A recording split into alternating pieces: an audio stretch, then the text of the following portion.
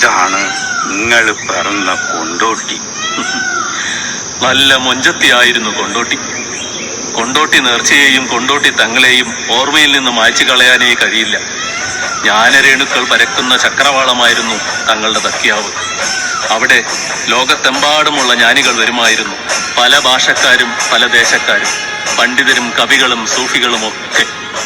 കൊണ്ടോട്ടി നേർച്ച കഴിഞ്ഞാൽ തങ്ങളുടെ കാവ്യ സദസ്സിലെ കവികളും പാട്ടുകാരും ചേർന്ന് ഇശലും ഇമ്പവും കലർന്ന് വിളമ്പുന്ന ഒരു സൽക്കാരമുണ്ട്.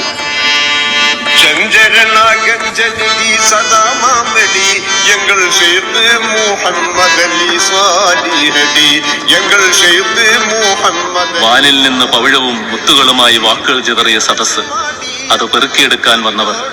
തേന്മഴയായി ഇശലുകൾ പെയ്തിറങ്ങിയ സദസ്സ്, അതിൽ അലിഞ്ഞില്ലാതാവാൻ വന്നവർ. എനിക്ക് മുന്നിൽ അറിവിന്റെ പ്രകാശം തെളിച്ചു തന്നവർ, എന്റെ പൂർവ്വസൂരികൾ.